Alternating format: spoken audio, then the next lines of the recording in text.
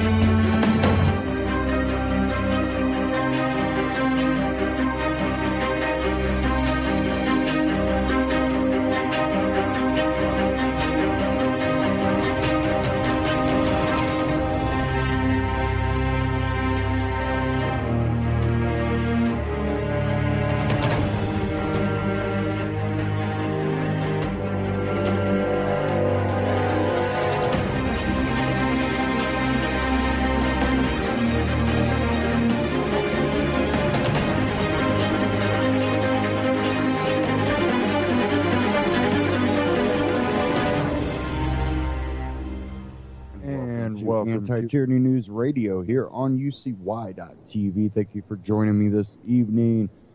First thing I kind of want to dive into is kind of get into the economy here. And, you know, we've kind of seen a lot of the overshadowing of this. And, of course, we got the debates and everything. I want to go ahead and get into this Ron Paul.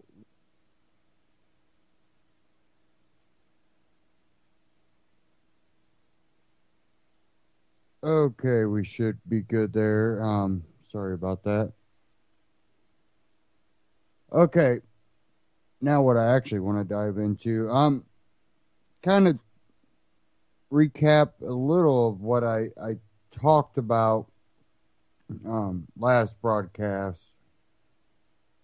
And let me get this one article up before I get started.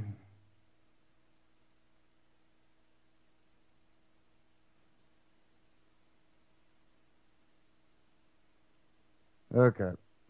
And it has to do with, well, it has to do with a lot of things, but the Drudge's interview on InfoWars where he talked about basically being told that by a Supreme Court justice that copyright and all that stuff, his website will be done soon because of what they're planning. And we also talked about the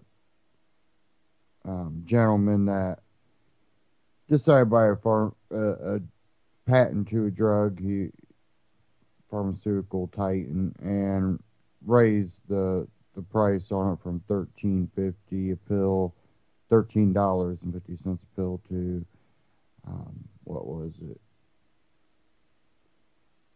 Oh, I can't even remember now. But it was like 5,000% maybe increase. But you know, how does this all relate to what I want to cover today? You know, Ben Swan brought up the fact that a lot of this is done with the help from government, which is something we've talked about all the time. I talk all the time about, you know, when you call for regulation, okay, this corporation's polluting. We need more regulation to stop those companies from polluting. What you don't realize is, well, what ends up happening is, yeah, they put regulation out there, which doesn't truly affect those big corporations. What it does is now it limits you from ever getting to, or it limits your ability to prosper in that same field, because Well, now if you make an accident, it's going to cost you such a amount of money that you're going to have to go bankrupt, while the big corporations kind of, oh, that's pocket change.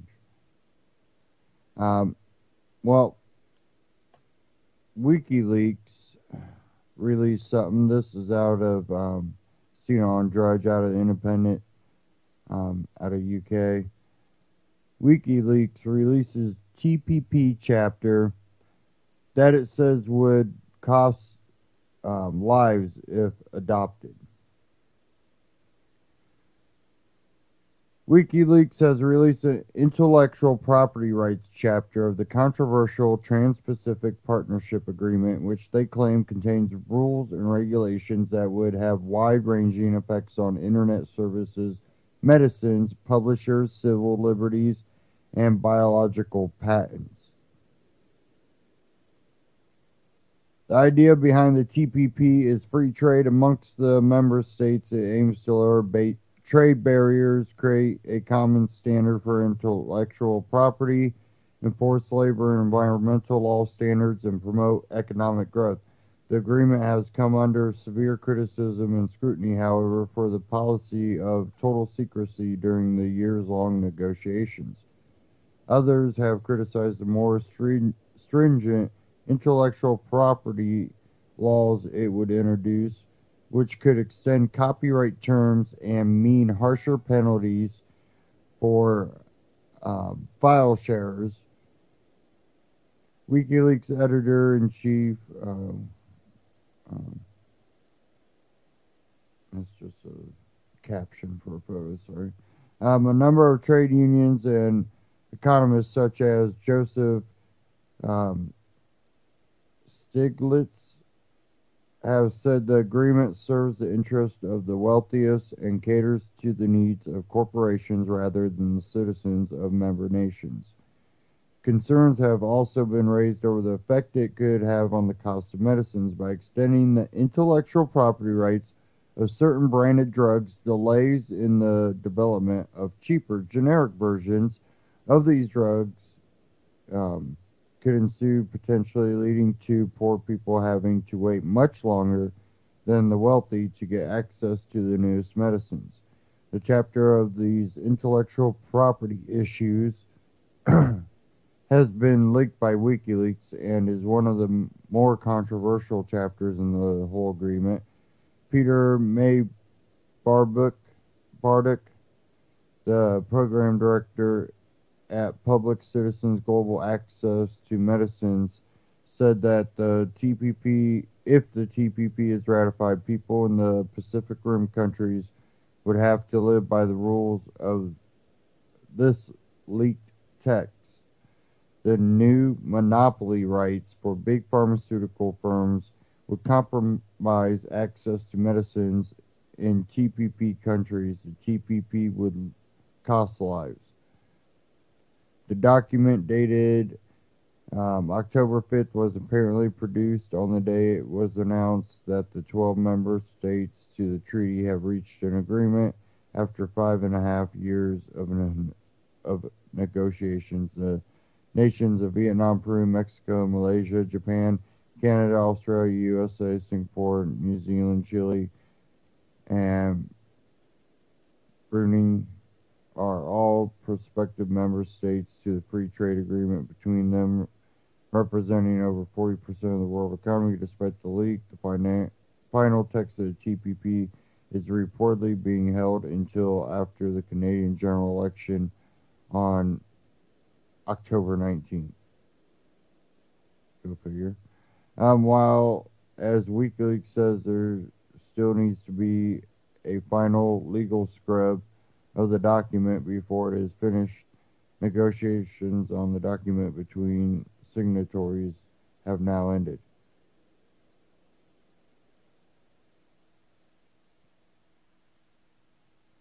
So, the same rules and laws that are put on the books that help this pharmaceutical giant that just recently bought a drug and raised the price by like 5,000%. It's being further along in a broader um, way to even further, monopolize on drugs like that. And then this also comes, you know, out of United Nations and these trade partners. Well, maybe not United Nations, but I'm pretty sure they're behind a lot of this push. Um, when you look at it, it's going to basically push eugenics by giving the wealthy access to medicine. When we talk, when a normal everyday person tends to talk about a wealthy person, they really have a misunderstanding of the concept. They make 200,000 a year. They make 300,000 a year. Those aren't the wealthy we're talking about. When you see things like this happen, it's going to be the billionaires, the trillionaires.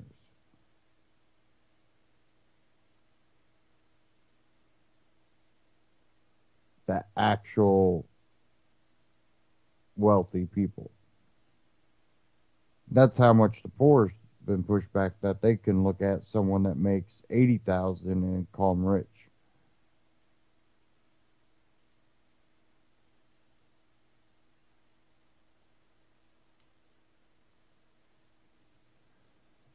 Okay, now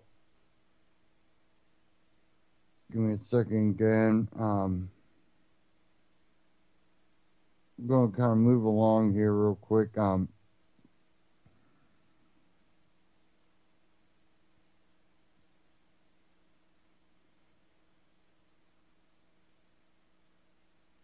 GOP mess out of Drudge Report, and this is McClathy,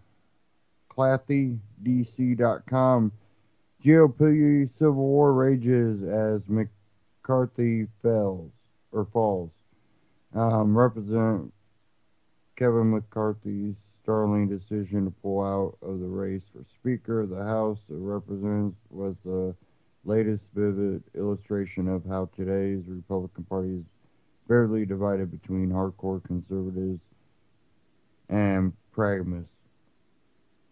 And there's little hope of healing anytime soon. The Republican Civil War has been escalating for years, particularly since the dawn of the Tea Party movement 6 years ago. 6 years ago. That's funny. It intensified this summer and fall thanks to a presidential race featuring three Washington outsiders leading most Republican polls. It's obvious daily at the Capitol where Republicans may control both chambers, but they struggle to get much done as they bicker among themselves. People don't understand. You don't want them to get things done. Getting things done is restricting your rights, and it only benefits them. So it's okay. We like that. We don't like them benefiting themselves at the cost of us. So when they're not getting things passed and not getting things done, they're actually getting more done. It's the moment that they start doing things that degrades us as a nation. McCarthy, the House Majority Leader, was the clear favorite to succeed Speaker John Boehner. No, he wasn't.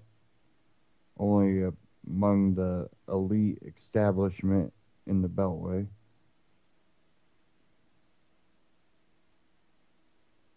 Basically, John Boehner is leaving. Here's John Boehner McCarthy.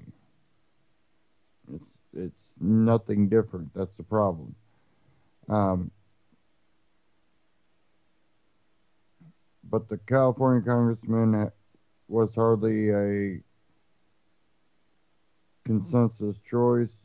Wednesday night, the House Freedom Caucus, a group of about 40 hardcore conservatives, endorsed longshot Representative Daniel Webster, Republican from Florida, for the Speaker's job. Representative Jason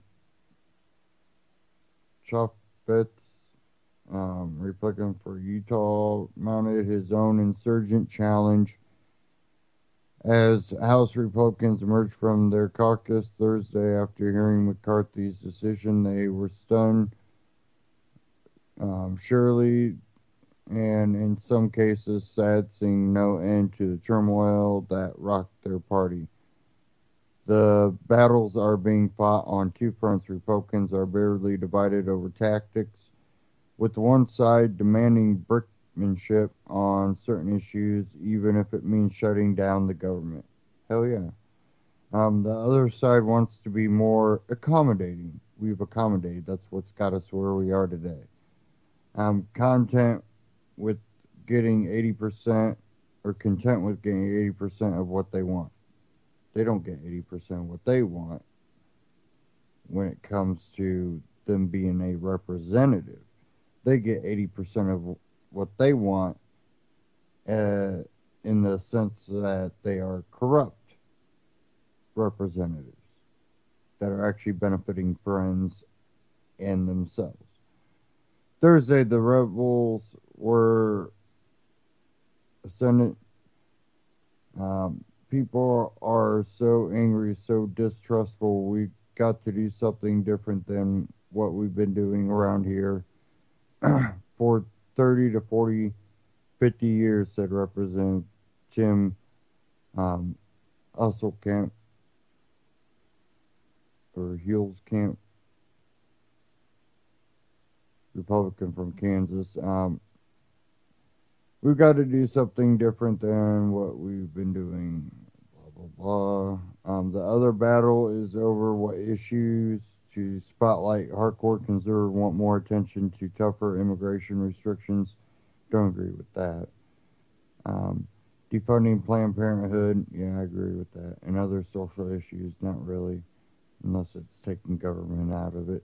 The pragmatists regard themselves as realists who don't see a path to getting enough votes to enact such measures into law, and the Republican National Committee has tried hard in recent years to project an image of tolerance and inclusion.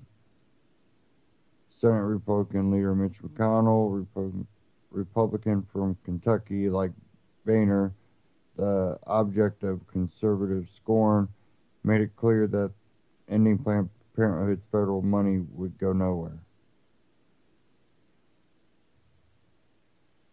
The president made it clear he's not going to sign any bill that includes defunding of Planned Parenthood, McConnell told a Kentucky broadcast recently. So that's another issue that awaits a new president, hopefully with a different point of view about Planned Parenthood.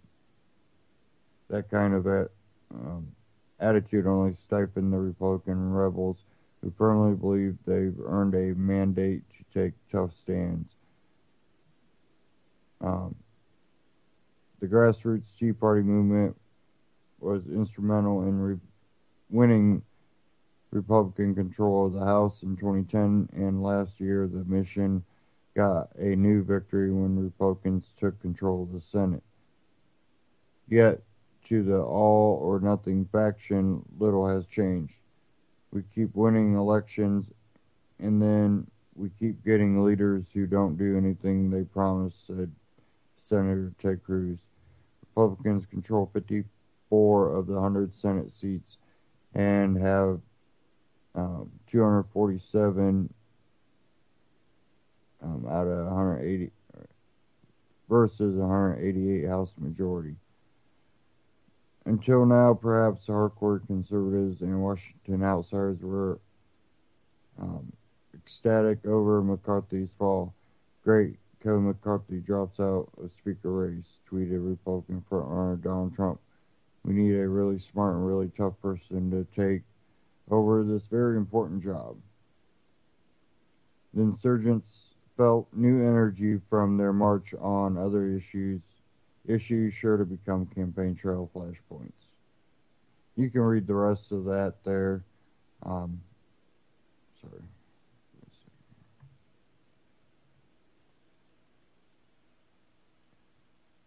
That is titled GOP Civil War Rages as McCarthy Falls.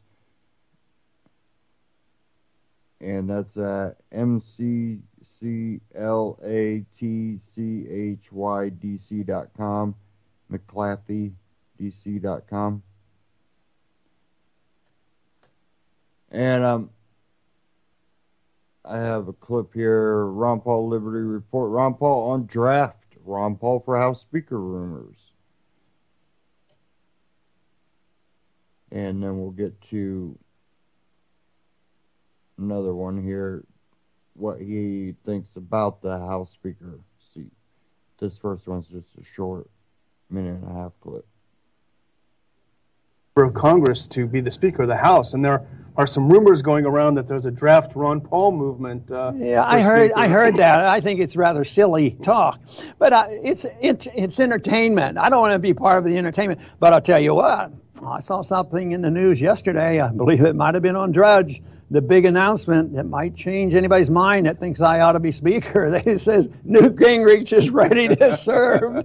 So, and people have short memories. They say, "Oh yeah, he must have been a good Speaker. We don't remember any problems he had." So, but somebody else suggested, well, Boehner. It looks like we have to keep Boehner around. Nobody else can do the job. So they say, but he's going to resign. I said, that's okay. He won't be in Congress. He can be a member of Congress. I don't know if it ever gets that far where they get somebody outside of Congress. That would be interesting. But once again, that's a technical solution, picking and choosing on legislation. But you should be able to throw a monkey wrench in now and then. And I think the most important thing would be if people are serious and you had a nonpartisan person doing that, is be very generous on the votes. But make the votes, an issue. Maybe having 30 bills in a day or something. And they'll be short and to the point. It'd be sort of like how they try to sandwich these amendments in on the big bills and make them up and down votes. So a nonpartisan wouldn't be angling, how am I going to stick it to the other party?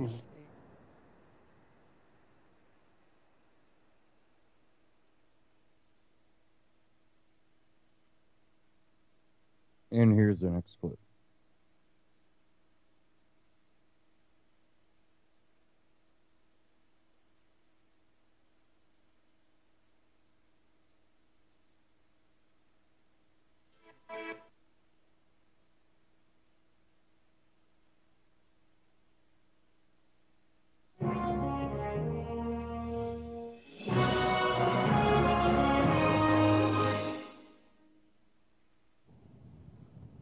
Hello, everybody, and thank you for tuning in to the Liberty Report. With me today is Daniel McAdams. Daniel, good to see you. Good morning, Dr. Paul.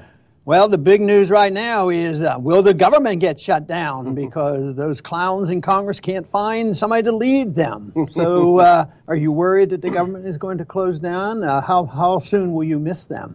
I'm terrified. I'm stocking up right now on food and water. Well, I guess you've noticed the TVs, really, they're serious about this.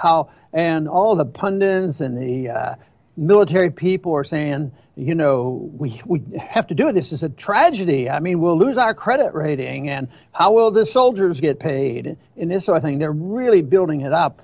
And that part annoys me to no end because I think that's a farce.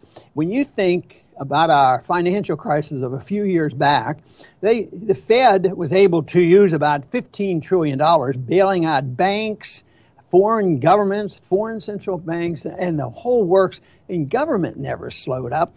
I think the odds of anybody suffering from this so-called modified close down of government is zero. I can't believe anybody really is going to suffer from it. Well, it's just like last time. They hype it up. They terrify everyone that the world will end.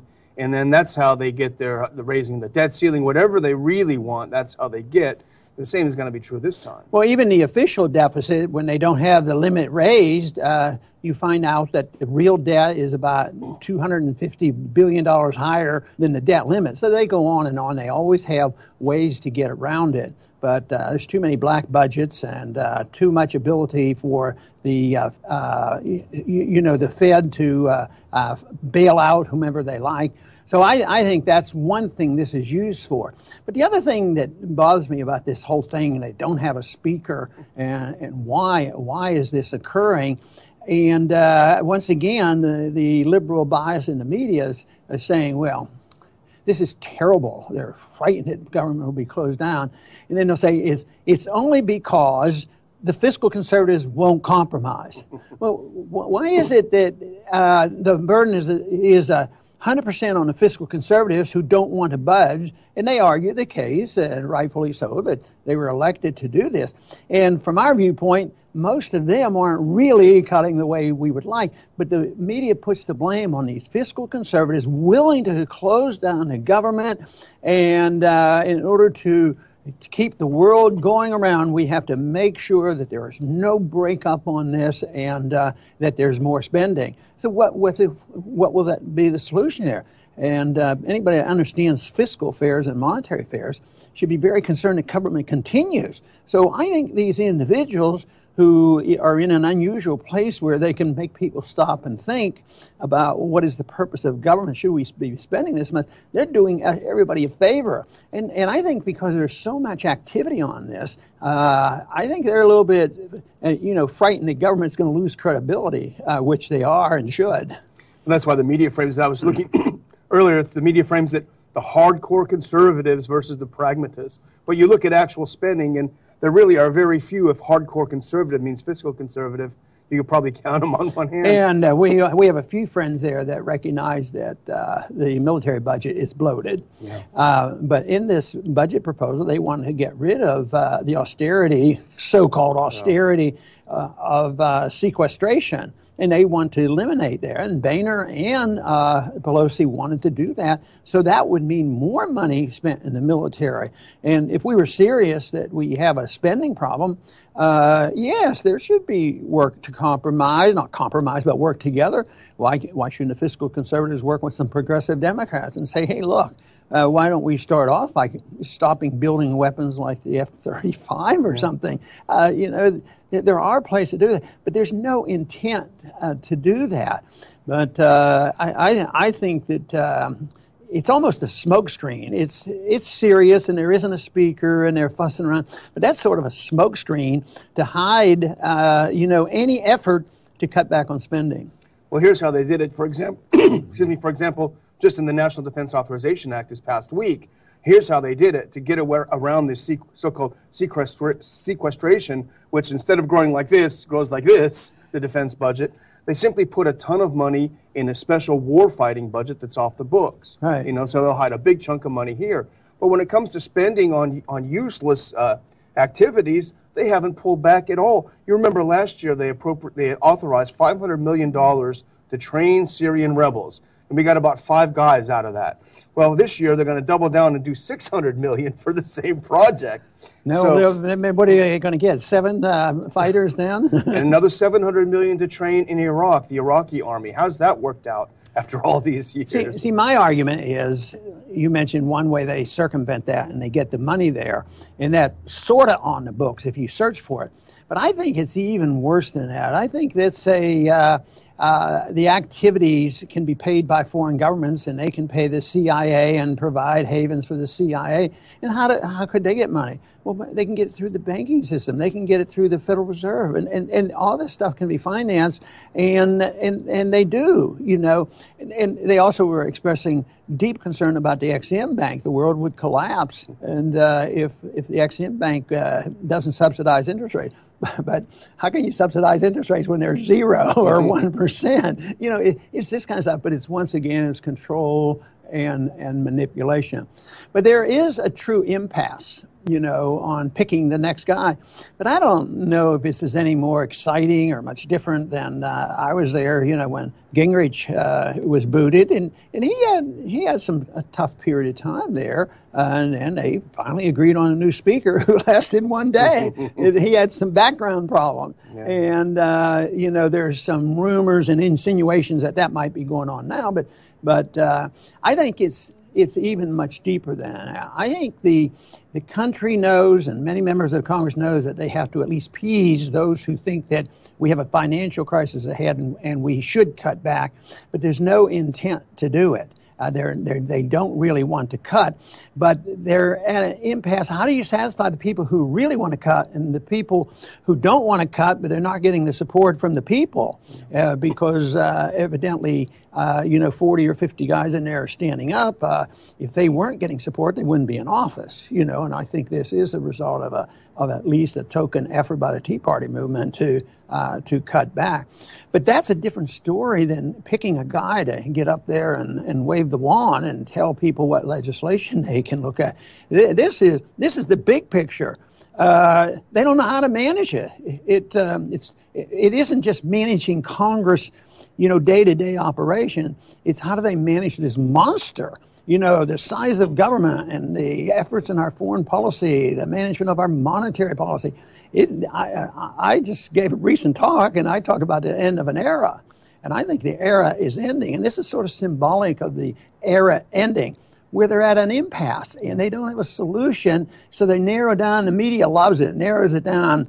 It's because 40 guys are finally going to hold the whole country hostage. That's just so far removed from reality. And they also have to manage an illusion, which is even more difficult. The GOP especially has to manage the illusion that there really is a difference between the two parties, a substantive difference when it comes to war and finance and these things. So that's why you see the House adrift, I think. Yeah, I think that's absolutely true. And they talk about bringing groups together. But I've talked about that for a long time. But it's not bringing conservatives who are willing to be liberals and liberals willing to vote for conservative spending like the military together, because that has been the majority of both parties, and they've been willing to really share power. But, now that they're running out of money and they're facing the serious consequences of this, I think the coalition should be between libertarian conservatives and progressive Democrats who are honest. I get sick and tired of either the conservatives or the liberals who speak a good game, fiscal conservative. Did any Republican ever run for Congress who didn't say they were a fiscal conservative and they were going to cut and then vote for all that stuff? The same way with Democrats. They're progressive Democrats. I'm against the war and I'm for civil liberties. Then they go in and they get Obama in power, and then they vote for, spying on the American people and Patriot Act and all these things. And those big bills that we've complained about so much were strongly supported, bipartisan bills. So the undermining of liberty has been bipartisan. And I don't think they're concerned about the majority of those in Congress, but I think there is a fiscal concern. I think how do you manage something that is too big, out of control, and there's really not enough funds? That's, I think, where the real problem is. See, what you've just been saying sounds pretty attractive to the American people. You don't have to be a member of Congress to be the Speaker of the House, and there are some rumors going around that there's a draft Ron Paul movement. I heard that. I think it's rather silly talk, but it's entertainment. I don't want to be part of the entertainment, but I'll tell you what. I saw something in the news yesterday. I believe it might have been on Drudge. The big announcement that might change anybody's mind that thinks I ought to be Speaker. It says Newt Gingrich is ready to serve.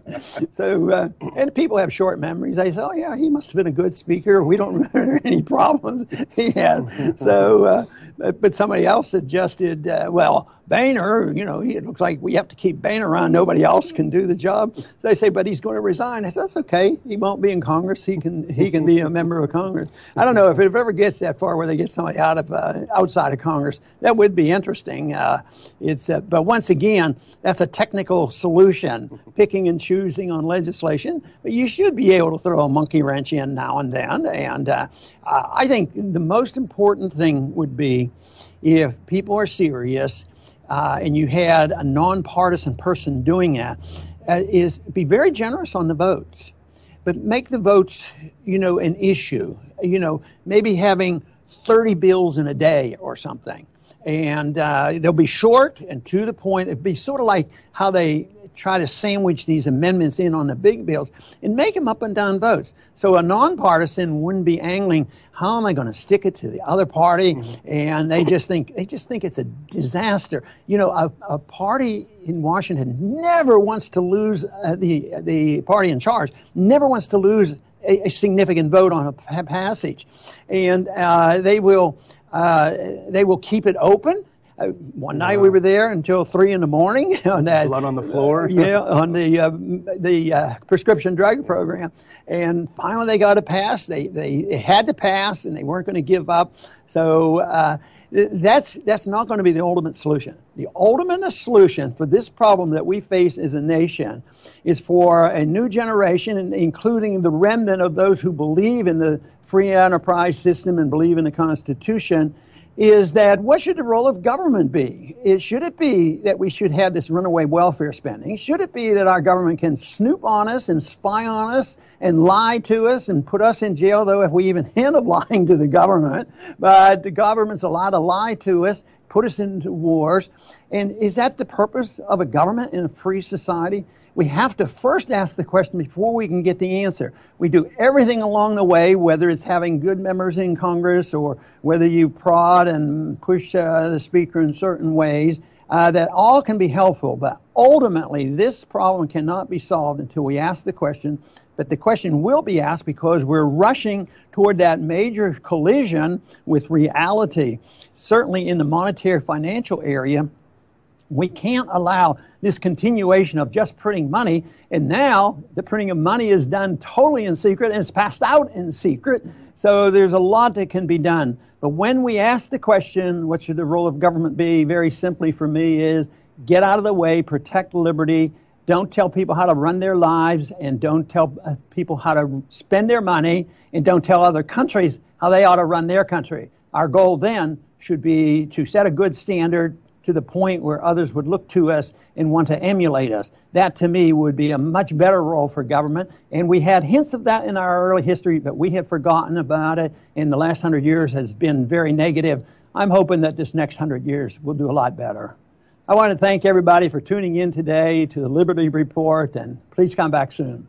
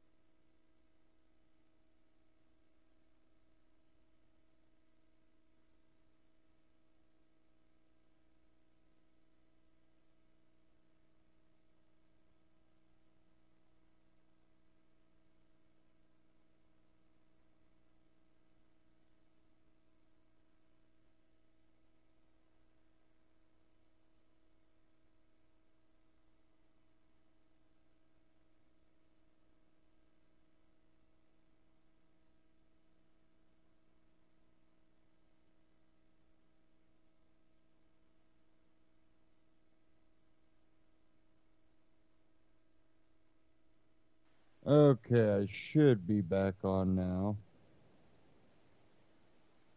Okay, top article on Drudge right now.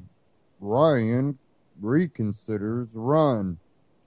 And he's, I'm not going to run, I'm not going to run, I'm not going to run. Because he's Boehner. He's just another Boehner. McCarthy dropping out because he's just another Boehner.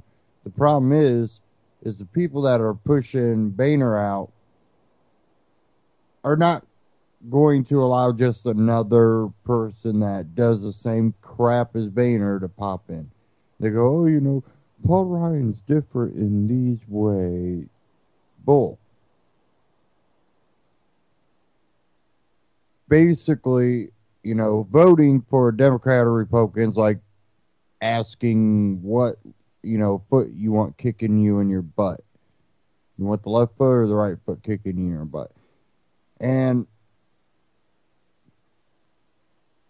picking these Paul Ryans and McCarthy's and Boehner himself is like asking, Now, how should I be kicked with that foot? Should we get a full, um, frontal kick, or should we get the, spin kick, or that's basically what, that comes down to.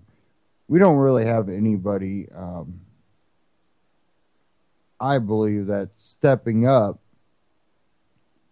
to run for House Speaker that would do a good job. So that leaves a pretty big conundrum. And I hope it does tie up Congress. I hope Congress gets tied up. I hope no TPP gets ratified, no bills get passed.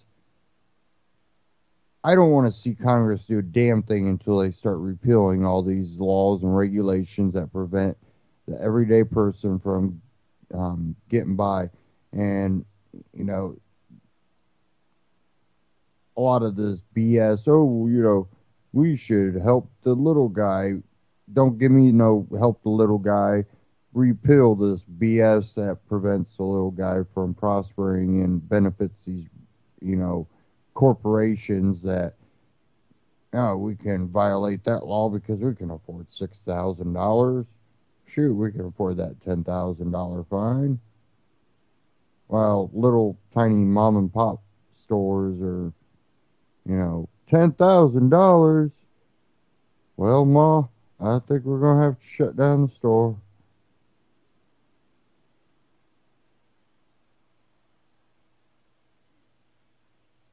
It's just ridiculous. CNN Politics, it was on the top article on Drudge. Paul Ryan considering running for House Speaker.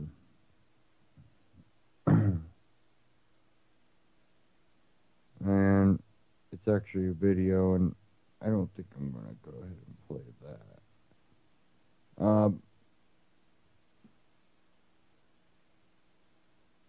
Let's see what we got here.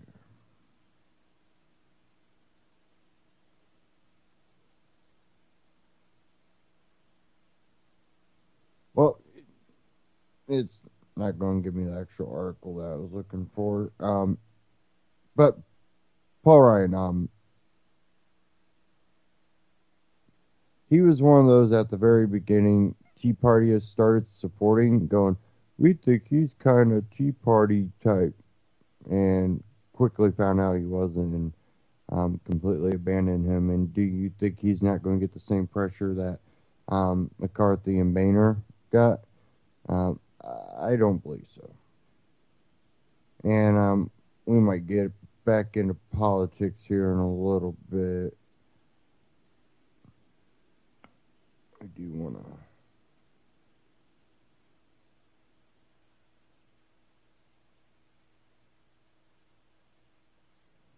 to. Okay, I want to get into this We Are Change.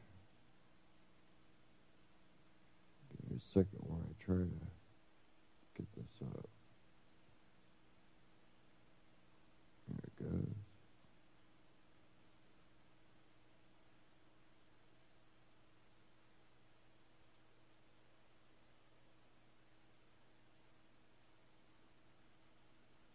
Maybe. Okay. It's loading now.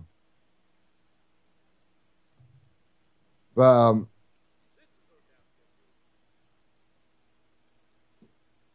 I've been warning about the economy, and people are like, look, the stock market looks like it's getting better. Yeah, it looks like it's getting better.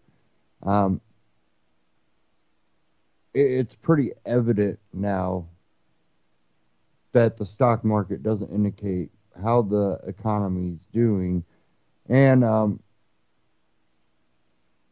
doesn't ever play an effect until after the fact, where, oh, now you all realize you guys are screwed.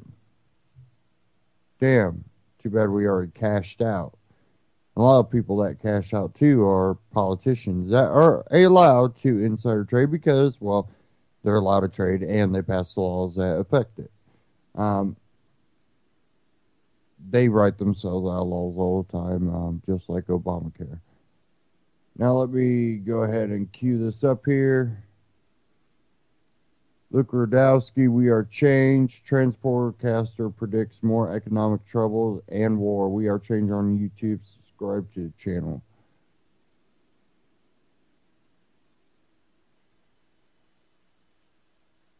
This is Orkadowski of WeAreChange.org, and we are joined by the one and only Gerald Celente. We are here in Kingston, New York. Occupy Peace just ended. It was a great event. People from all political spectrums are speaking here. What is your overall take from today's event, Gerald? The energy was sensational. The passion is real. And we have a program that people believe in. They know that we're on the path to the greatest war of the 21st century. How many more people have to wash up on the shores of all of these countries? Whether they're on little boys in Greece, on Turkey, families being killed as they're trying to escape countries that have been bombed out by the United States and its coalition of the killing. So the people here were here because they are concerned about this endless war on terror that is not only draining us of our very limited resources, both economic and human, but the immorality of it all. So people have had enough. And that's what Occupy Peace is. It's the beginning of a new age of America. It was an historic beginning at the most historic four corners in the United States. The only place where there's a pre-Revolutionary War building on each corner. And the importance of it is that the people understand that the only thing that the military-industrial complex in Washington have to show for this is failure. Now you tell me. How many successes can the military add up? Let me know one. Let's talk. Libya, great job. Gaddafi has to go. Oh yeah, he's going, and now the place is going to hell. Totally destroyed. Assad has to go. Look at Syria. Hussein has to go. Look at Iraq, over 1 million dead. We got to get rid of them Taliban, I tells you. Who are the refugees? They're coming from Afghanistan. They're coming from Iraq. They're coming from Libya. They're coming from Syria. They're coming from Yemen now, because the United States and its coalition of the killing are slaughtering the poorest people in the Middle East for doing nothing. Nothing. They didn't invade anybody. So that's what this movement is about, to bring peace and prosperity back to America, rather than more war over there and robbing us of our rights over here. It's definitely a very important and well-needed movement. Being in places like Japan and seeing people struggle economically, protesting the U.S. military-industrial complex there, seeing the suicide numbers go up, seeing families and grandmothers in Greece at the lines at the ATMs, you know, that feeling of that is something wrong is everywhere around the world. And I think Occupy Peace is a very important movement that I think should galvanize people, and I'm very happy you're doing it. Now, one thing I wanted to talk to you about is a lot of people, every year, people always say something big is going to happen economically. Something big is going to happen geopolitically. Every summer, people are saying something's going to happen. This year, people are saying it's going to happen a lot more. They're also talking about the Shemitah, the 7-year cycle. They're talking about all these other things. From your research, from everything that you've been involved in, what do you think is possibly going to happen? We had forecast on August 6th that there's going to be a equity market meltdown globally. You're going to start seeing equity market panics. Where it happens first, I don't know. And this is a risky thing because they always come up with schemes undreamed of. So whoever would have dreamt that we would now are going into our 10th year that the Federal Reserve has never raised interest rates, and we're at 0. Who would have ever believed that they'd come up with something called quantitative easing? Or if I'm Japanese, We'll call it Abenomics. Hey, you came back from Japan, right? Hey, look at that GDP right down the toilet, as we would have said in the Bronx. Toilet for the proper people.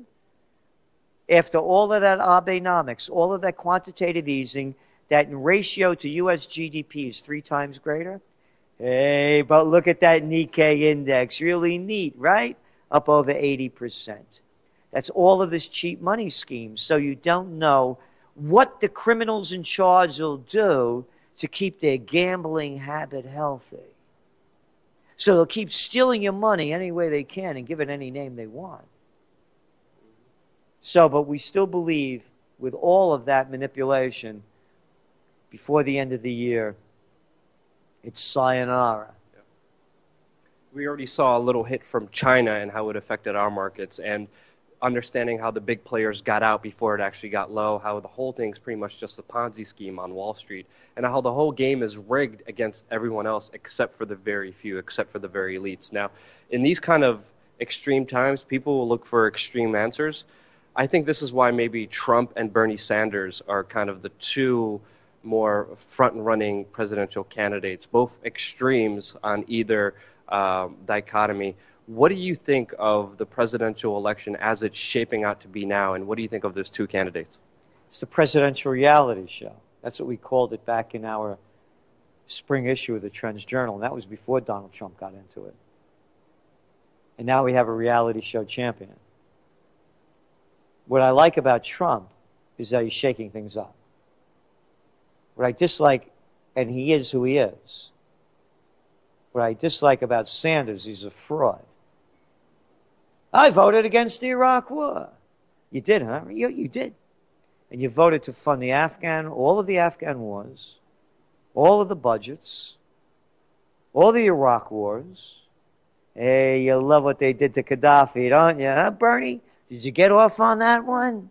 Because it looks like you don't get off on a lot, because you do get off on the audience when they say to you at your town meetings the slaughter that the Israelis are committing against the Palestinians, and you tell them to shut up and sit down.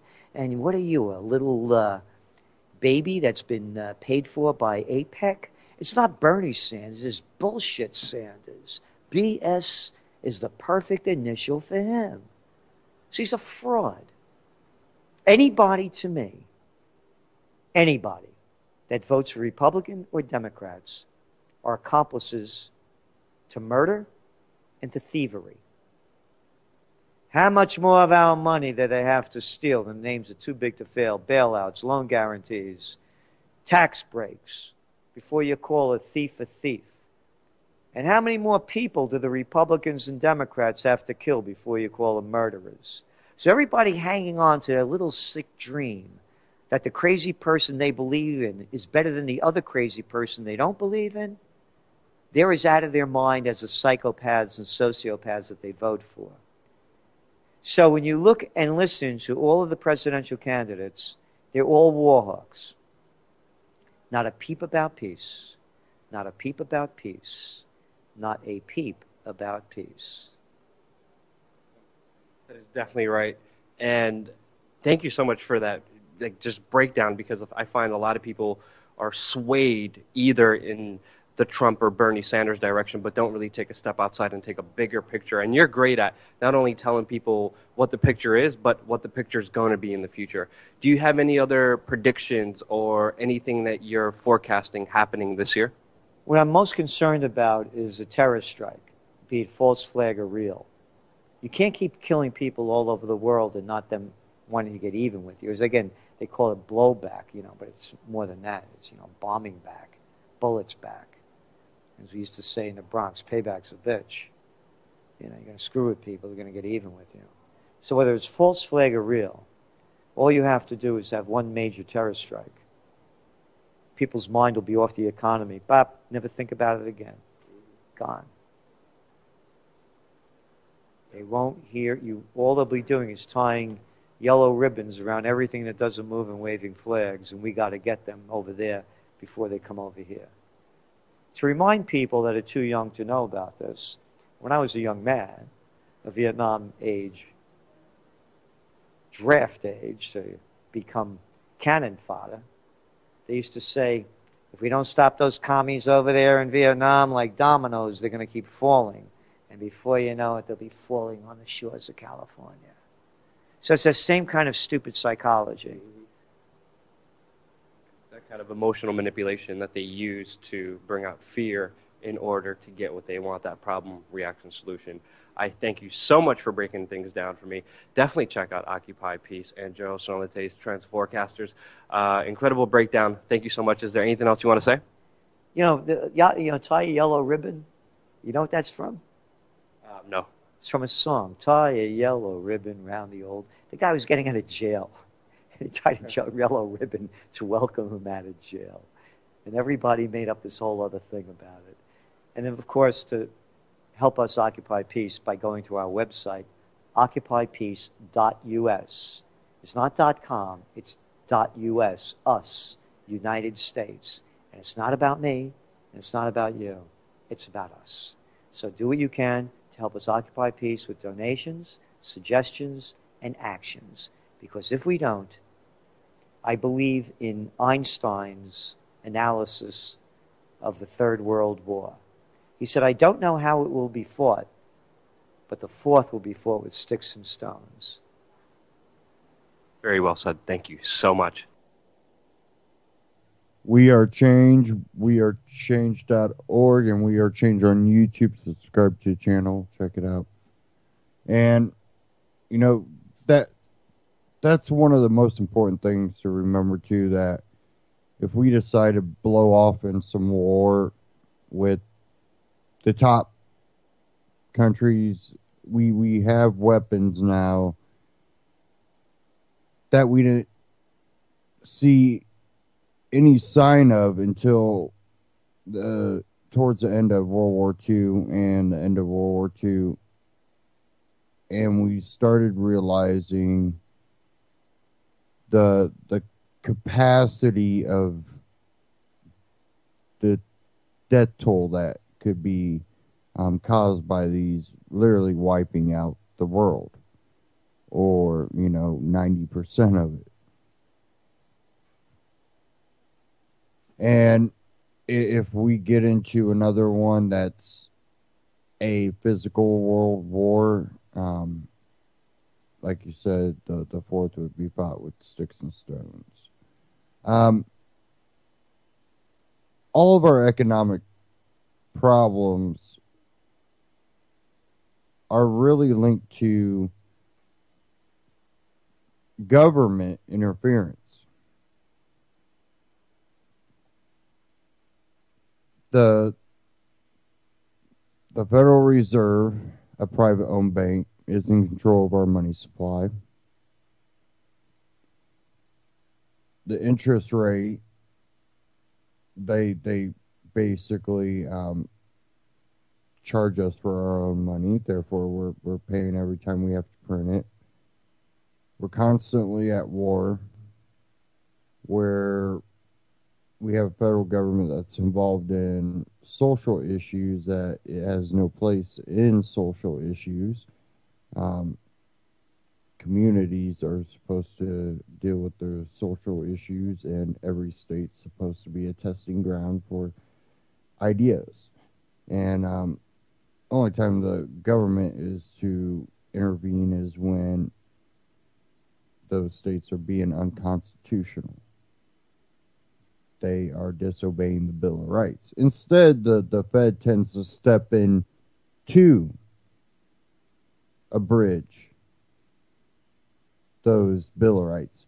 They've took it upon themselves to interpret that as, well, the states can't abridge your Bill of Rights. That's where the federal government steps in. And that's looking at it just from constitutional and from the concept that these people have some type of authority. Well, the only document that they have ever produced that shows their authority is the Constitution. If they disobey the Constitution, then basically they're null and voiding their own authority over others.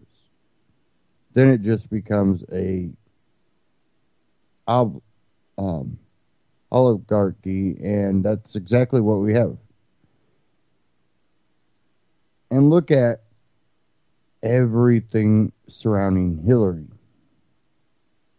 She's still in the race. And when you look at all the factors, the free market isn't allowed to operate as a free market. It's government intervenes in that. We have politicians that write bills to help out the people that donated to them or their friends, and it comes off of your back. And the constant wars. It's just, we don't even declare war anymore. We just bomb, shoot, and kill.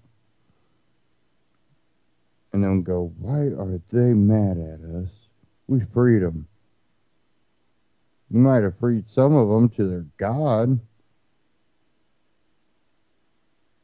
And another thing I dislike is the fact that you'll see people attack military members. A lot of these military members are patriotic. They might not have the open-mindedness to see what's happening with them. They are brainwashed themselves, just like most of society. But they come from a patriotic family. Their family, a lot of them do. Their family was in the military, and they want to serve their country and protect the freedoms. But I know a lot of them, and I hope more of them see it this way when they come home.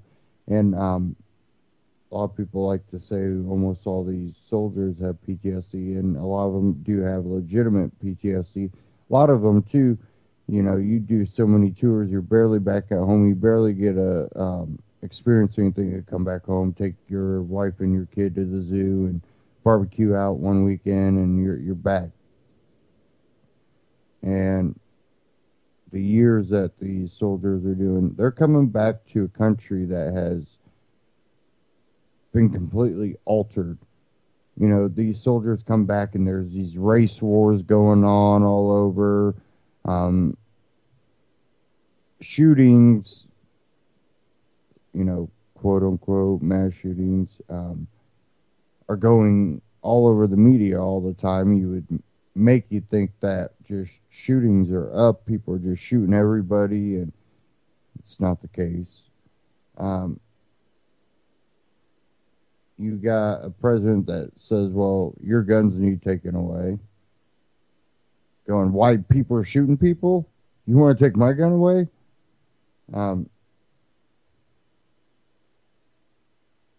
I think a lot of them are more in shock of what's happened to their country. Talking about that,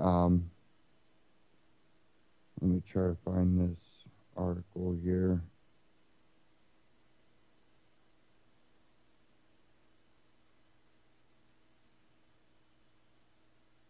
Might find it.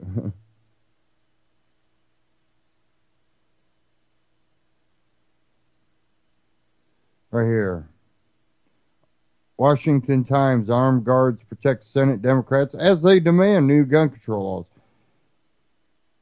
The Democrats' priorities for gun control, which also closely mirrored the plan rolled out last week by Democratic presidential frontrunner Hillary Rodham Clinton, included closing background check loopholes such as stopping criminals from buying firearms at gun shows or online, improving background checks to include barring domestic abusers and stalkers from buying guns, and shutting down the illegal gun pipeline by making straw purchases of guns and gun trafficking a federal crime. It already is. When you're doing the background check, you mark a box that says that you're not buying it for someone.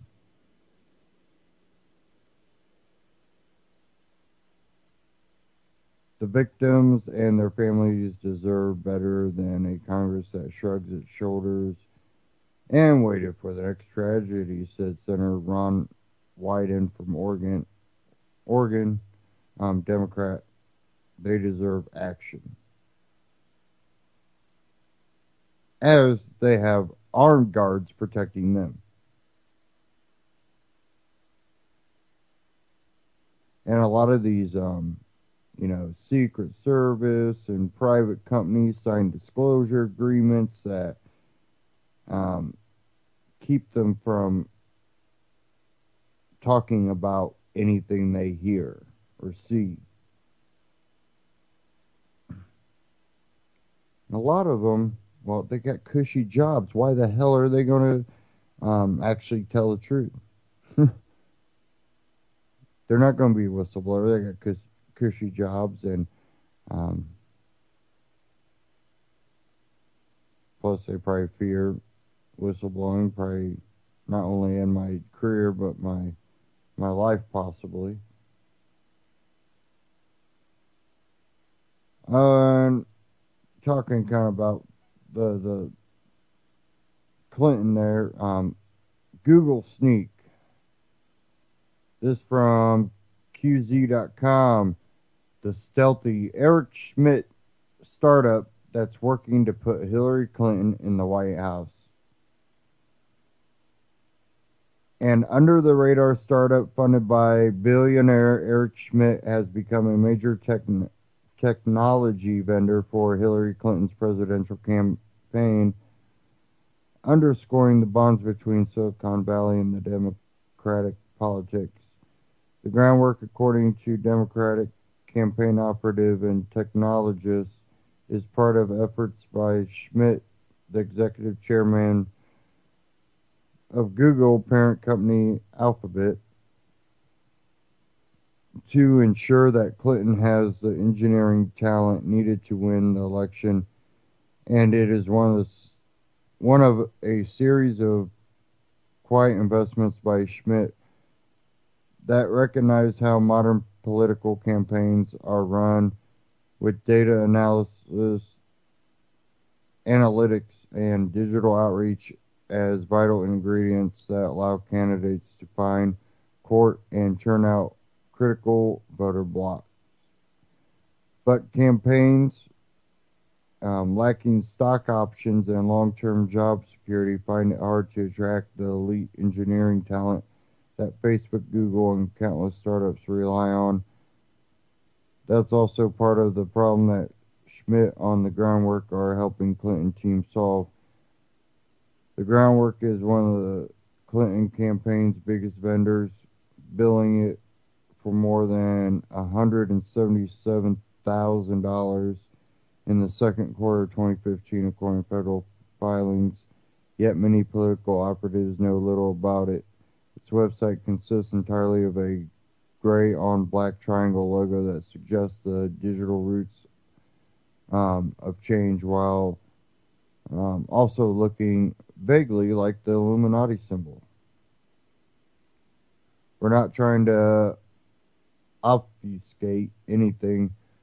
We're just trying to keep our heads down and do stuff, says Michael Slaby, who runs the groundwork. He was a chief technology officer for President Barack Obama's 2008 campaign, a top digital executive for Obama 2012, and the former chief technology strategist for Tomorrow Venture Schmidt Angel Investment Fund. He explained that the groundwork and its parent company, Chicago-based Tim Shell, which according to its website is named for a Hebrew word meaning you may, and is devoted to helping humanity solve our most difficult social, civic, and humanitarian challenges, are all one project with the same backers, whom declined to name. There are a lot of people who can write big checks. Eric recognizes how the technology he's been building his whole career can be applied to different spaces. Schmidt did not respond to several requests for comment, but several Democratic political operatives and technologists who would only speak anonymously to avoid offending Schmidt and the Clinton campaign confirmed that the groundwork is funded, at least in part, by the Alphabet chairman. The groundwork was initially based in an office in downtown Brooklyn, just blocks from the headquarters of the biggest client. The Clinton campaign. A staff made up mostly of senior software engineers began building the tools and infrastructure that could give her a decisive advantage. Has anybody really trusted Google or Eric Schmidt?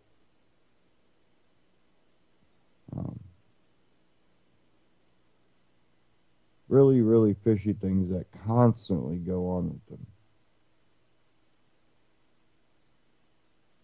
And they basically have put it where anything they feel is bad, they want to censor from the internet.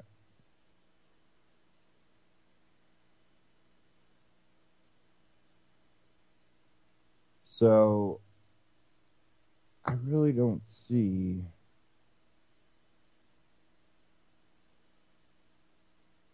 any good outlook coming from that.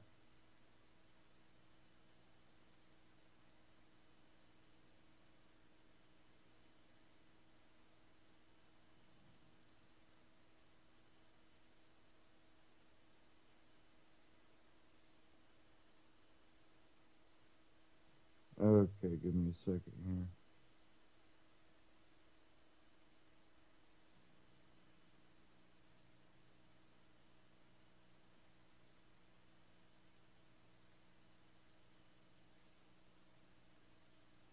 Now, one person I haven't talked about quite yet, Donald Trump. Did anybody hear Donald Trump's speech on national security?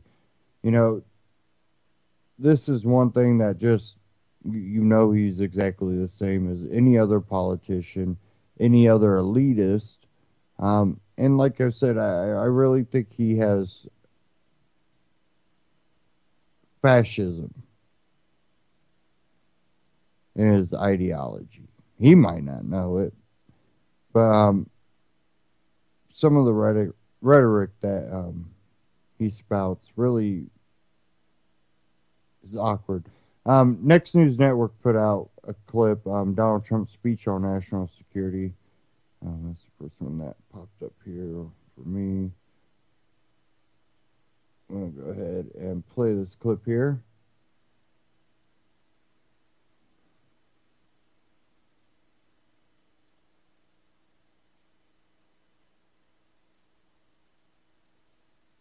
Donald Trump, speech on national security, Los Angeles.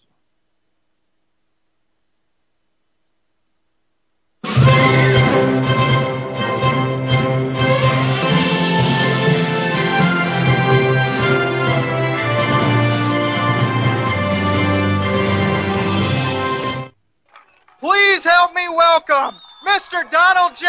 Trump.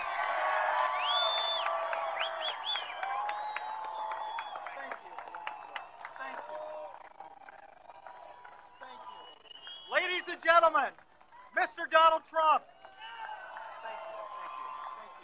Thank you.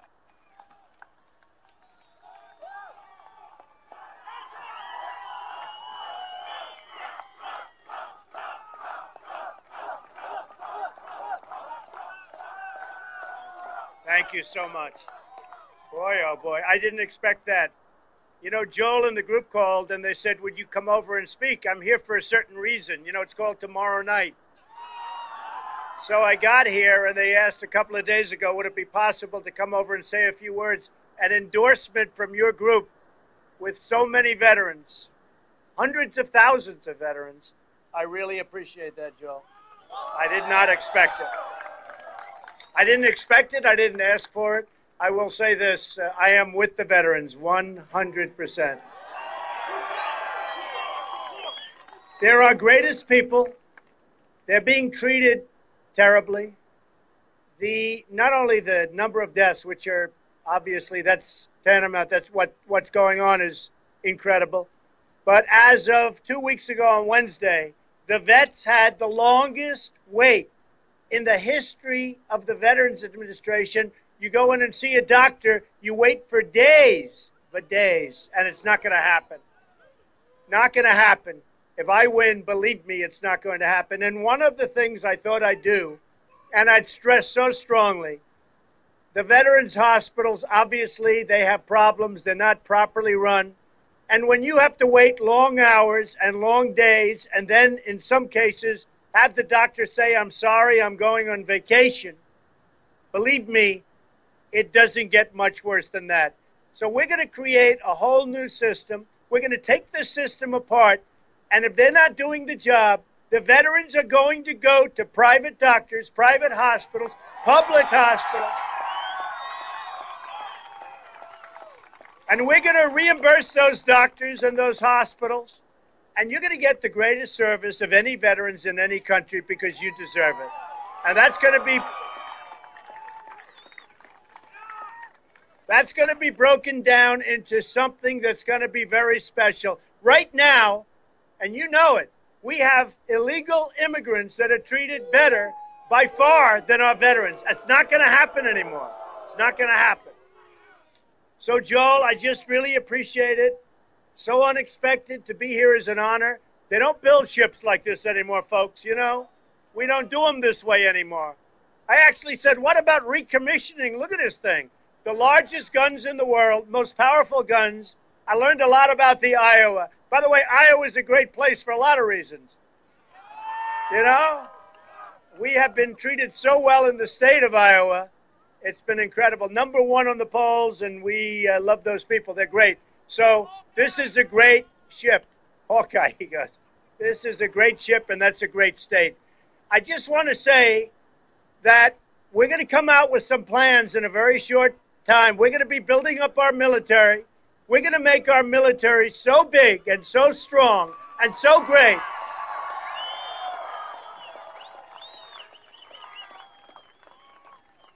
And it will be so powerful that I don't think we're ever going to have to use it. Nobody's going to mess with us. That I can tell you. And we're going to have a president who's respected by Putin, who's respected by Iran. You know, let's talk about, for 2 seconds, let's talk about the Iran deal. Now, Obama and his people call him the supreme leader of Iran. Obama talks about the supreme leader. Well, I'm not calling him a supreme leader. But he said the other day that after this rip-off deal is completed, he will never do business with the United States again. We're finished with the United States. They're taking $150 billion. They're getting a deal that's going to go right into nuclear weapons much sooner than you think. They're going to self-police. Think of that one. They are going to go and self-police. They have 24-day provisions. And by the way, what people don't understand, the 24-day provision doesn't start. You know this, right? It doesn't start for a long time before you get to it. The clock is ticking. It could take forever. We may never get in there. It is one of the dumbest deals and one of the weakest contracts I've ever seen of any kind. So, we are going to do things in this country right. We're not going to sign deals where we have 4 prisoners over there and they're still there and we don't even ask them. One of them's there because he's a Christian. We have a writer. The whole thing is absolutely insane. You know, they asked the president and they asked Secretary of State Kerry, who maybe, I've been saying Hillary Clinton is the worst Secretary of State in the history of this country, right? All right, I've been saying it. But it's possible. The world blew up around here. It blew up. Just blew up. The whole world is like a different place. It's possible that because of this deal made by Secretary Kerry, who has absolutely no clue how to negotiate, it may be that he's going to supersede. And I understand that he may want to run for president. He has no chance, like she has no chance. So we're going to see what happens.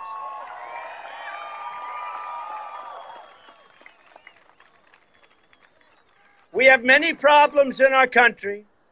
One of them is immigration. Now, I took a tremendous hit when I brought up illegal immigration when I announced I was running for president. And for 2 weeks, I said, you know, Rush Limbaugh, who's a great guy, he said he has suffered more incoming, meaning the press, than anybody I've seen. So what happened is you have now found out what illegal immigration is all about.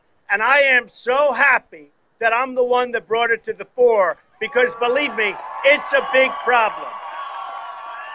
It is a big problem.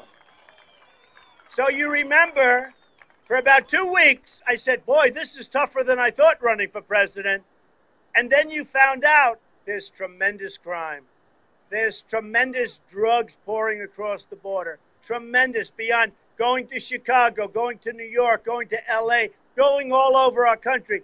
So the drugs pour in and the money pours out. Not a good deal. We get the drugs, they get the money. The drug cartels are going wild. They cannot believe how stupid our government is. They are making a fortune. The drugs come in, the money goes out daily. And I saw it because I was on the border. I was there, and we saw it, and everybody sees it every day. And we have the kind of people that can do something about it, but we have no leadership. None. None whatsoever. So, we're going to build a wall.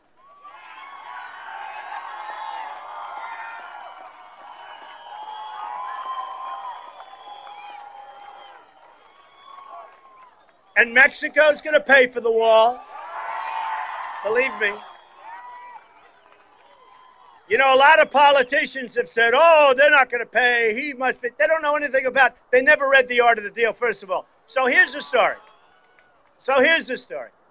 I said the other day to one of my people, what is the United States trade deficit with Mexico, Japan, and China? So let's start with China. Almost $400 billion a year. Now, if you have a company where you're losing $400 billion, you got to do something very fast. We don't. We've been losing hundreds of billions of dollars a year, frankly, for decades. Not going to happen anymore. With Japan, where their massive ships float right here, and they drop off the cars, right? They drop off thousands and thousands and thousands of cars, millions of cars, and we sell them beef. And they don't want it because their farmers don't want our beef. They protest and they send it back. All right? It's not going to happen that way anymore. Now, with Mexico, and I love Mexico. I have many, many people from Mexico that work with me and they work for me and they buy my apartments. Same with China. I have so many people. They pay me millions and millions. What, am I supposed to hate China because they gave me millions of dollars to buy an apartment? I don't think so. I have the largest bank in the world as a tenant. It's from China. Bigger than any bank in this country by many times. They're from China. The problem we have is that the leaders of Mexico, Japan, China, and every other country that we do business with, they're smarter, more cunning, sharper than our leaders. I love free trade. The concept is great, but you need smart people. I have the smartest people in this country lined up. I know the smartest. I have Carl Icahn. I have the best business leaders, and they all want to do it. They're wealthy because they make good deals. Like me, I make good deals. You know, it's a talent. It's a talent. You can't be a politician. Look, I'm fighting some very nice people. Very nice, even though I'm leading in the polls. But they're very nice people. But they're never going to do anything with these countries. They're never going to be able to do it. It's an instinct. It's something that's special. They don't have it. Believe me, they don't have it. It's just going to be more of the same. So, we're going to make our country so great. We are going to make it strong. We are going to make it powerful. We're going to rebuild the military. We're going to make it so strong. We are going to take care of our veterans.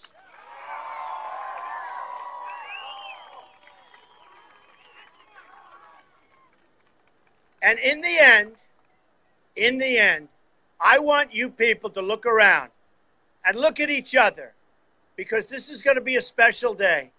The other week, 2 weeks ago, in Mobile, Alabama, 31,000 people showed up in a rainy, rough day.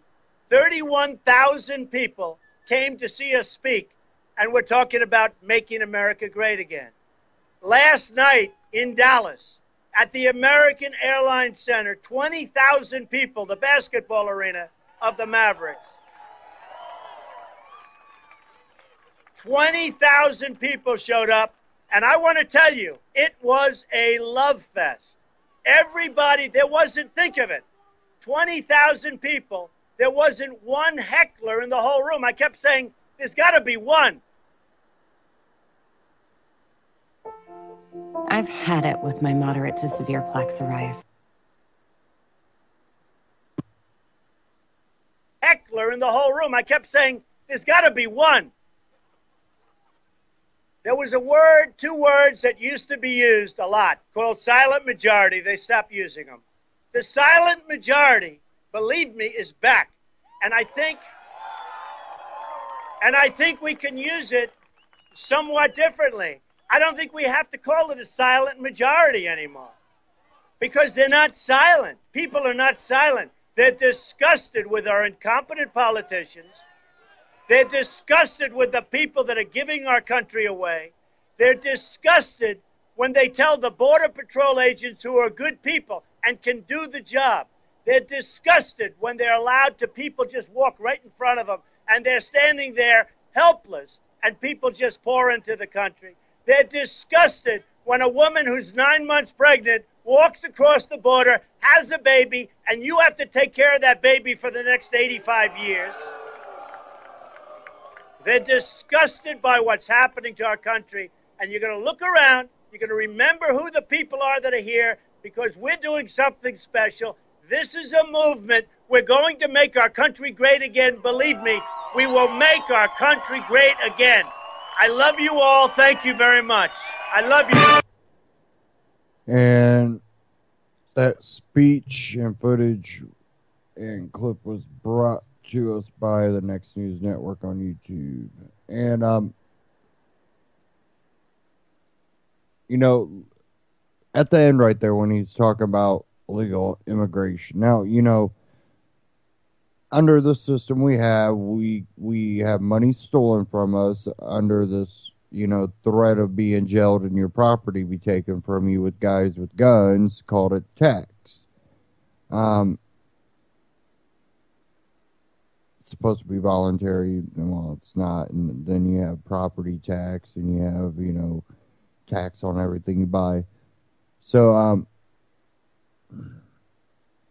you're under this threat. So now when people come across the border and get all kinds of benefits, you're a little angry. Justifiable. But be angry at the right people. Now, if you take his little speech right there about the illegal immigrants, you put his voice into German and then replace illegal immigrant with Jew, you'd have the same type of rhetoric.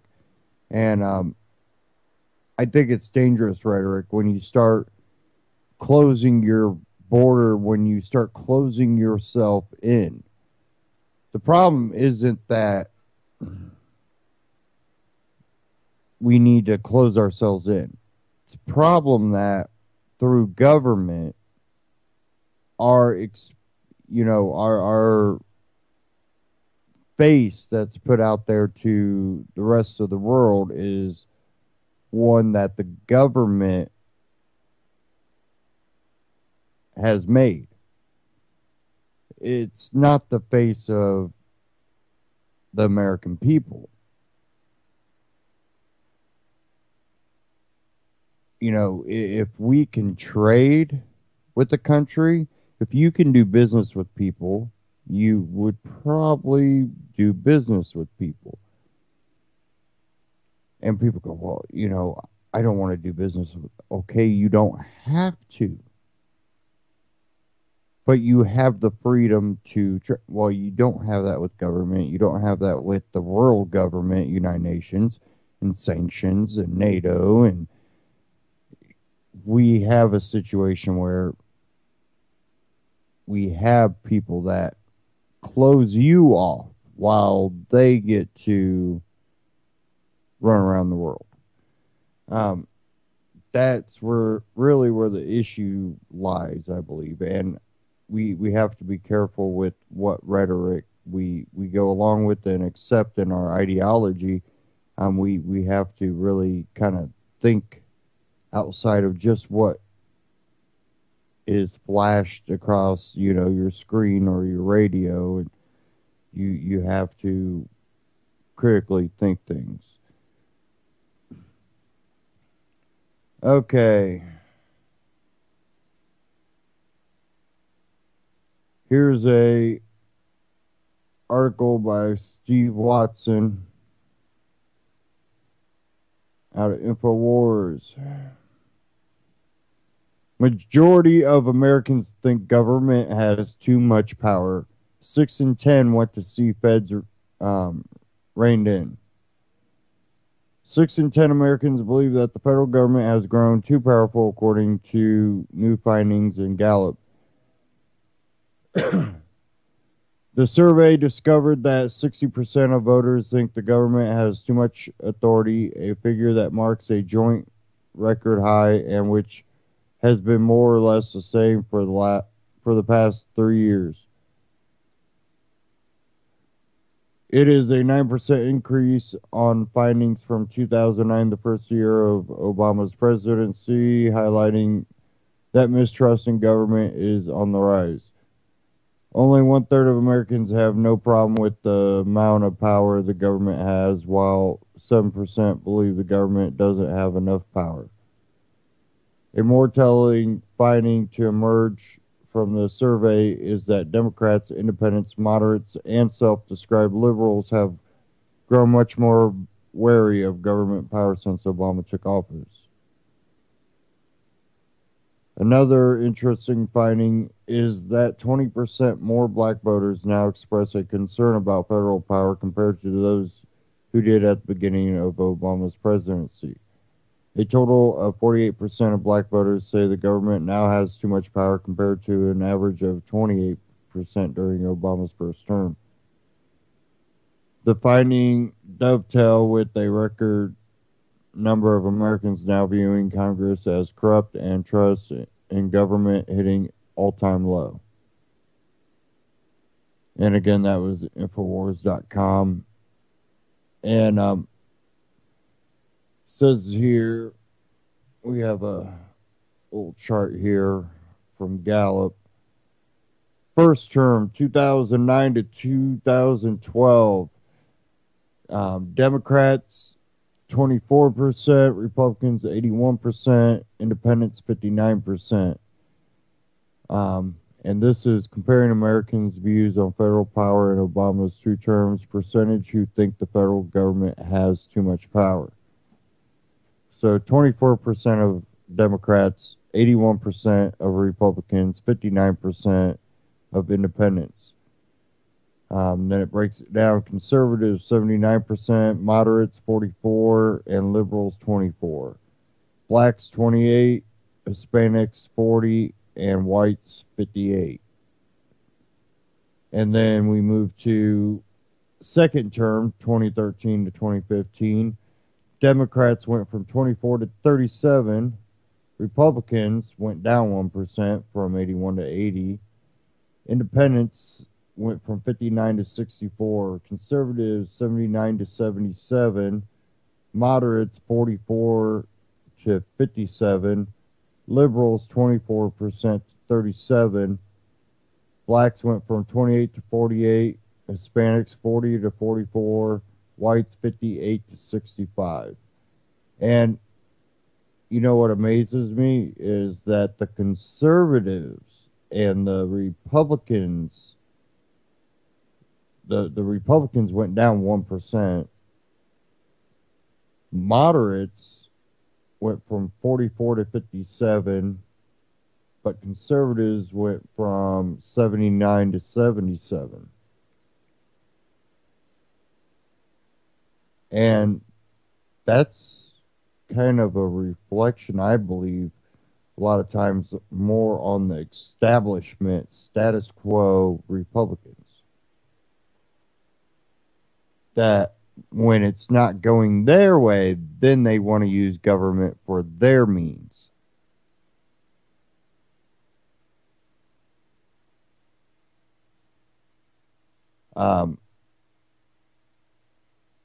Says, oh, I already read that part. Okay. You can check that one out at Infowars.com.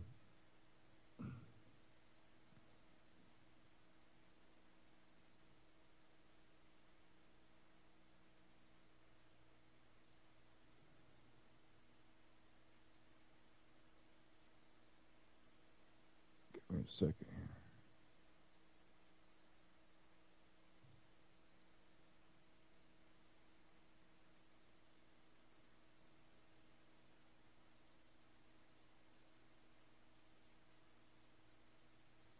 Sorry, give me a second here. Try to let this pop up. This is a little victory against more government power through Obama.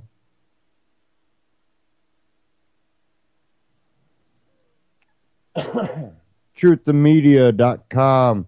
Federal court blocks Obama's EPA rule nationwide.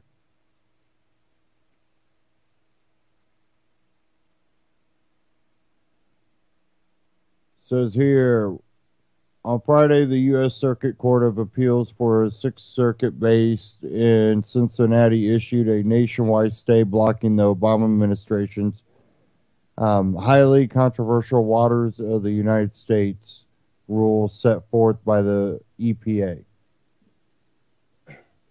State legislators from across the country believe the rule violates the 10th Amendment and sets a dangerous precedent for federal intrusion. In total, more than 30 states have sought legal action against the rule. A stay temporarily silences the whirlwind of confusion that springs from uncertainty about the requirements of the new rule and whether they will survive legal testing, the court said. In July, Tennessee State Representative Sheila Butt, Republican Columbia, led a successful campaign to join Tennessee to the case presented to the Sixth Circuit. Quote, it's important to realize that this rule would give the federal government unprecedented powers over property owners, farmers, and businesses. Even a puddle of water in your driveway could be subject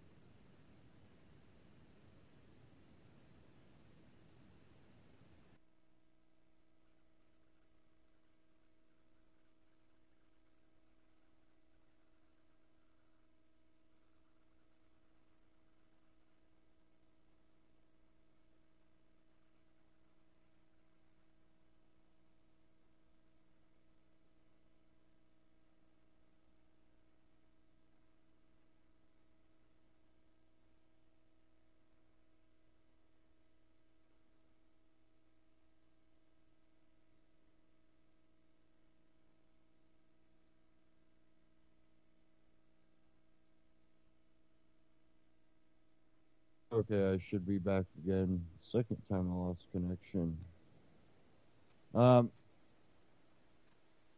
It said this isn't the first federal ruling against the EPA's new rule. In August, U.S. District Judge Ralph Erickson issued an injunction against the rule one day before it was set to begin. However, the EPA largely ignored the ruling and charged ahead with implementation regardless of the court's ruling. The EPA claimed that the ruling didn't apply nationwide, even though legal scholars and legislators around the country disagreed. Thursday's ruling sought to make clear the EPA that the WOTUS rule could no longer be implemented until further legal ruling had settled the petitioner's concerns, which is a rare ruling, I believe, in our days now. It just usually it's like it's government, they can do what they want. So a small victory, but a victory at that.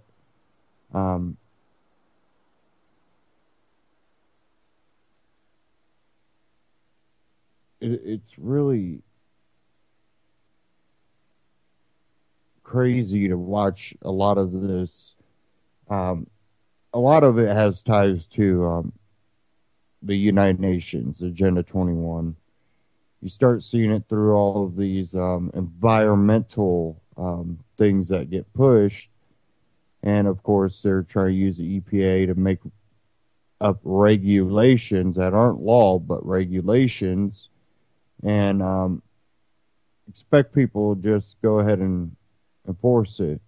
And luckily they didn't with this. I know that I've seen a lot of these type of implementations happening in Indiana, specifically around one of the biggest cities in the northeast part of Indiana.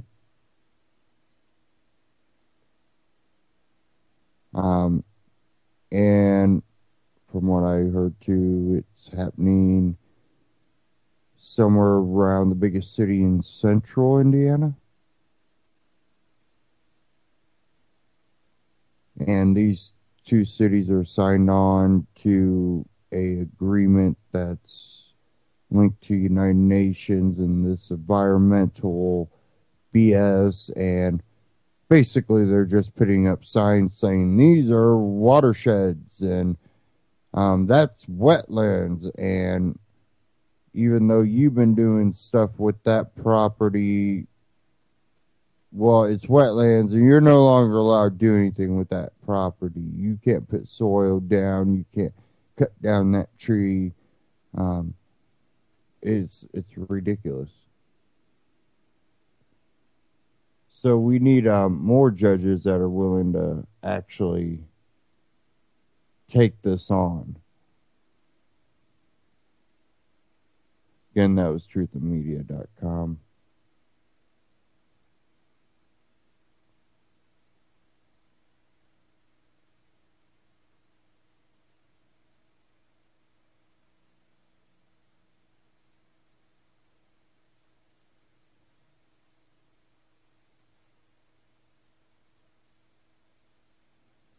Okay. Talking about this whole environmental BS. This out of the libertarianrepublic.com. IMF head calls for carbon taxes to bail out faltering government finances.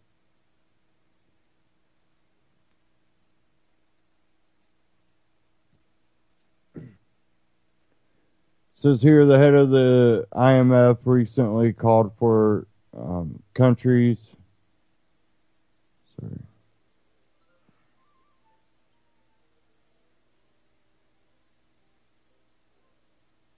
Sorry, I had an ad pop up there.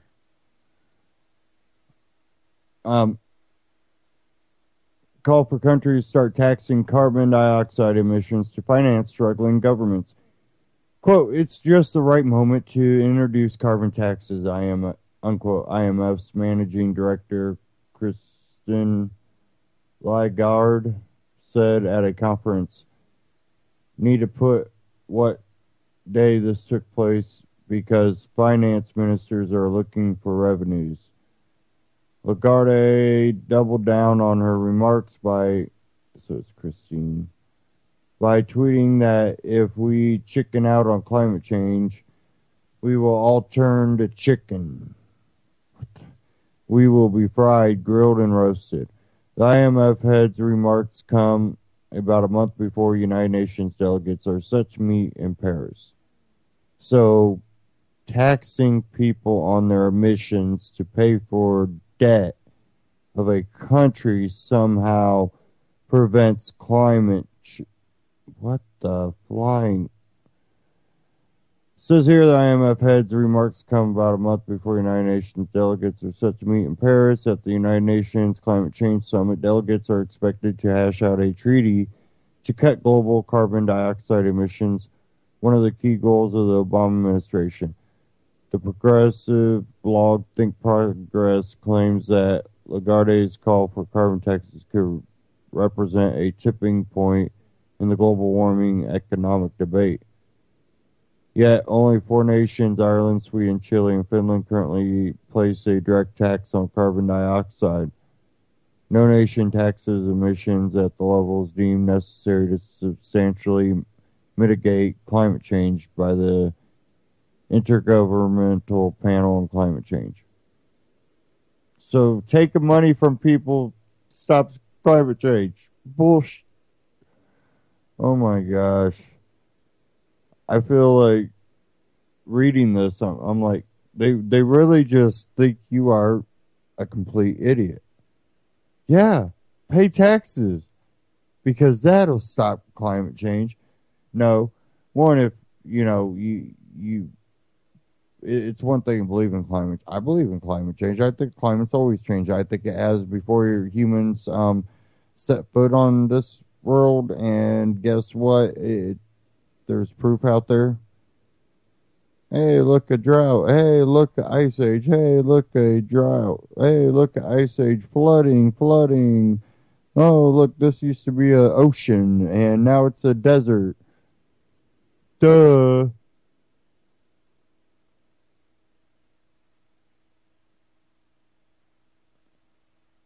Believe me, the Earth is going to survive just fine. Yeah, and again, the corporations always get kind of cut a deal on this because, well, you'll get taxed on your car or your wood burning stove in your house or your tractor. But guess what? The corporations with the big old smokestacks will be going. Poof, poof, poof. So, yeah, this isn't going to help a damn thing. Says Australia, the largest economy to ever have a carbon tax, repealed it in 2014 after a landslide electoral victory by the country's Conservative Party.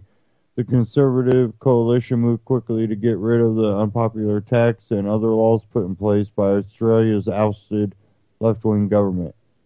Today, the tax that you voted to get rid of is finally gone, a useless, destructive tax which damaged jobs, which hurt families' cost of living, and which didn't actually help the environment, is finally gone, former Australian Prime Minister Tony Abbott said when the tax was repealed in 2014.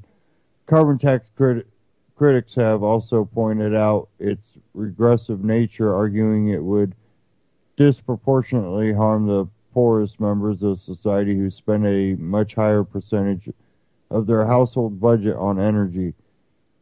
A 2009 study by the National Bureau of Economic Research found that the carbon tax would double the tax burden on the poorest households.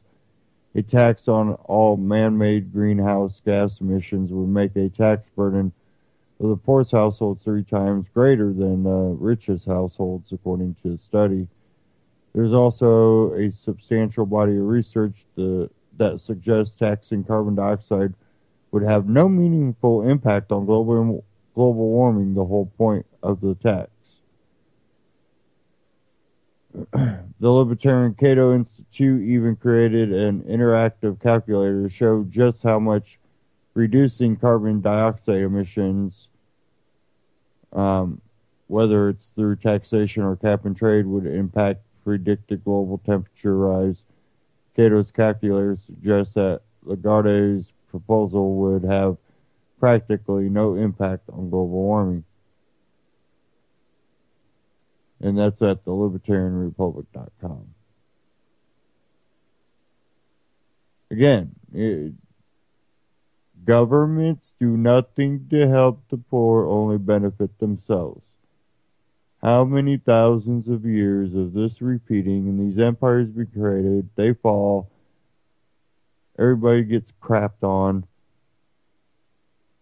And then we repeat it again? Really?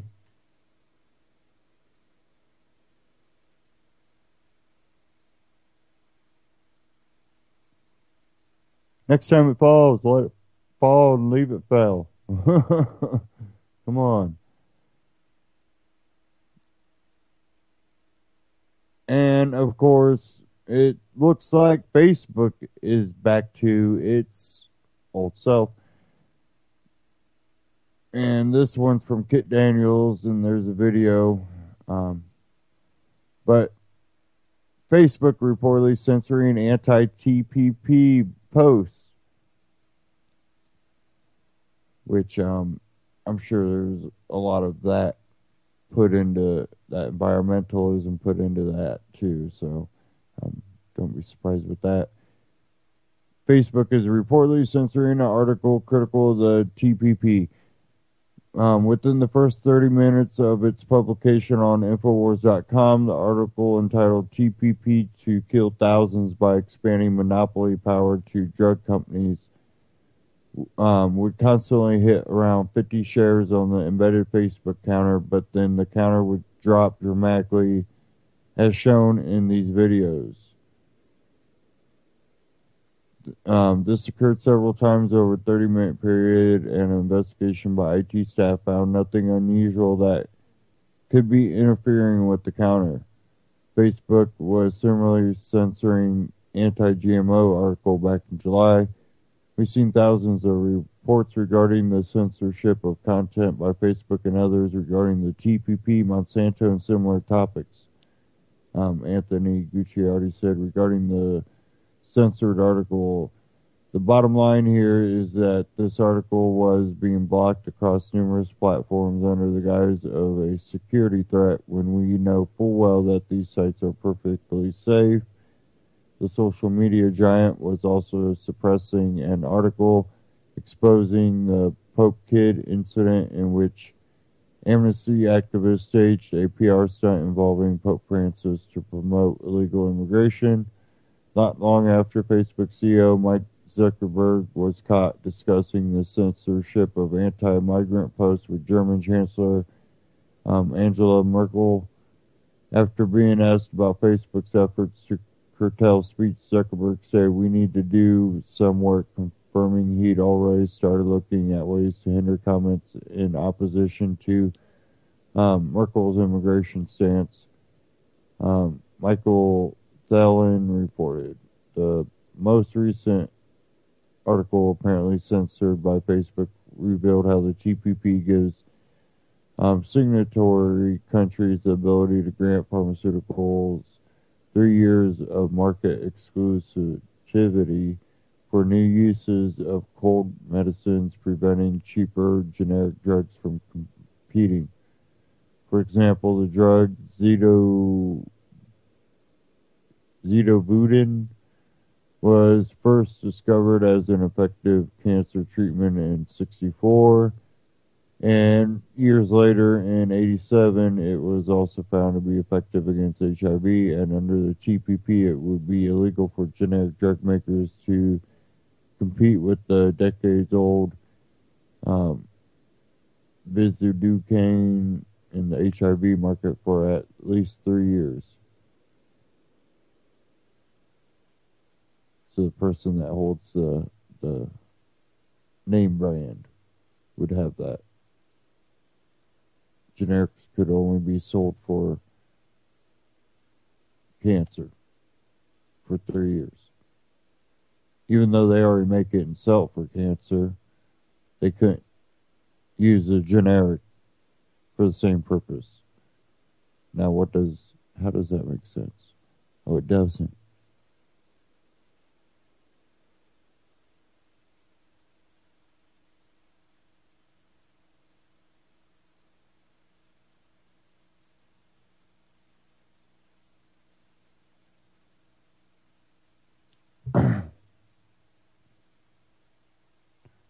Okay, give me a second here.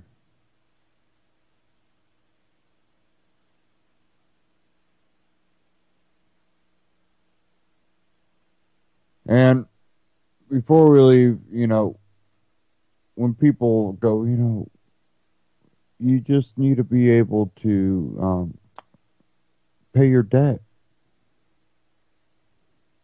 And you forget where most Americans are. And here's another article out of, it's actually out of Market Watch. And it's titled, Most Americans Have Less Than $1,000 in Savings. Americans are living right on the edge, at least when it comes to financial planning. Approximately 62% of Americans have less than $1,000 in their savings account, and 21% don't even have a savings account. According to a new survey, more than 5,000 adults conducted this month by Google Consumer Survey for personal finance website geobankingrates.com. It's worrisome that such a large percentage of Americans have so little set aside in a savings account.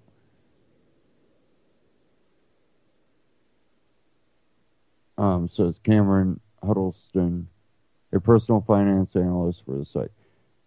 They likely don't have cash reserves to cover an emergency and will have to rely on credit, friends, and family, or even their retirement accounts to cover unexpected expenses.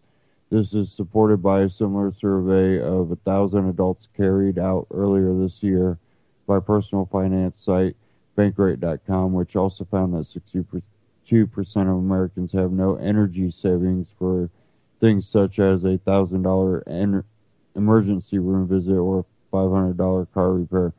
Faced with an emergency, they say they would raise the money by reducing spending elsewhere, 26% borrowing from family and friends, 16%, or using credit cards, 12%. And among those who had savings prior to 2008, 50% said they used some or all their savings in the Great Recession, according to U.S. Federal Reserve survey.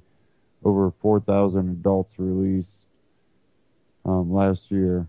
Of course, paltry saving account rates don't encourage people to save either.